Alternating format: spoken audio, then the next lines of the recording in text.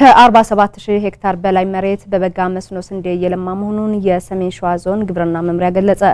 በአንጾኪያ ገምዛ ወረዳ የለማ ያለው የበጋ መስኖ ስንዴ በፌደራልና በክልል ከፍተኛ አመራሮች ተጎብኝቷል። ተጨማሪውን ከደጀን አምባቸው እንከታተል። በአማራ ክልል በ2015 ዓ.ም የለማ የሚገኘው የበጋ መስኖ ስንዴ የመስክ ምልከታ በሰሜን ሸዋ ዞን አንጾኪያ ገምዛ ወረዳ ተካሂዷል። አርሶ አደር ጥላሁን አግማስና አርሶ አደር ይማሙህ ኡስማን በዞኑ አንጾኪያ ገምዛ ወረዳ የበጋ መስኖ ስንዴ ያለሙ የሚገኙ አርሶ አደሮች ናቸው።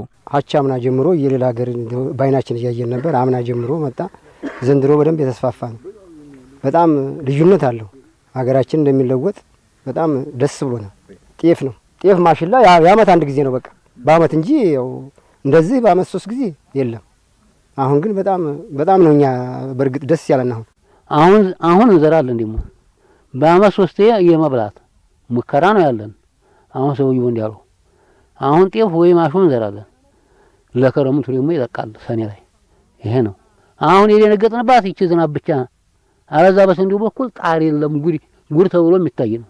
የሰሜን ሸዋ ዞን ግብርና መምሪያ ኃላፊ አቶ ወርቅ አለማው ኮስትሬ በዞኑ ከ47000 ሄክታር በላይ በመስኖ ስንዴ መሸፈኑን ገልጸዋል። በዞኑ ራሳቸውን በምግብ ያልቻሉ ወረዳዎችን ጨምሮ ምርቱ ራስን ለመቻል ትልቅ አማራጭ እንደሆነም ተናግረዋል። ወደ 9 የሚሆኑ ወረዳዎች በምግብ ራሳቸውን ጭምር ያልቻሉ የሴፍቲኔት ወረዳዎች አሉ።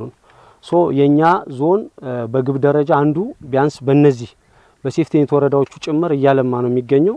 በተመሳሳይ በዚህ አመት ከምናለማው ወደ 47000 ሄክታር ውስጥ 1.8 ሚሊዮን ኩንታል እናመርታለን ብለን ነው። ከዚህ ውስጥ ደግሞ ለኤክስፖርት ጭምር ለይተን እየሰራን ያለ ነው ማለት ነው። የበጋ መስኖ ስንዴ ልማትን ለመተግበር የተጓዙባቸውን መንገዶችም እንዲህ አብራርተዋል። ለምሳሌ ቅድም ልናየው የፈለግነው ከ540 ሄክታር በላይ ያለው የኮምቦሎ የሚባለው ክላስተር በ30 አመት ታሪክ ውስጥ ታርሶ አያውቅም። ሰው በደንብ እንዲረዳው ማለት ነው።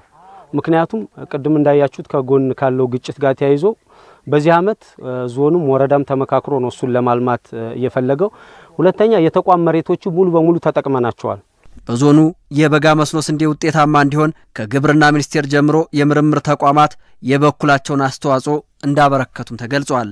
በአማራ ክልል የበጋ መስኖ ስንዴ ልማት ከአመት ዓመት መሻሻሉን የገለጹት የክልሉ ግብርና ቢሮ ኃላፊ ዶክተር ኃይለ ማርያም ከፍያለው ሰሜን ሸዋ ዞን በበጋ መስኖ ስንዴ ልማት የባለፈው አመት የክልሉን አጠቃላይ አፈጻጸም መሸፈኑን ነው የተናገሩት። ሰሜን ሸዋ 47000 ሄክታር በማልማት የአምና የክልሉን አፈጻጸም እና ከዛም በላይ የሸፈነ ዞን ነው። ስለዚህ የበጋ መስኖ ስንዴን ጉብኝት ስንጀምር ቁጥር 1 ከሆነው ሰፊ ሽፋን ካለው ያምናውን ከዛም በላይ አቅም እንዳለው ያሳየ ዞን ላይ ነው ዛሬ የምንገኘው።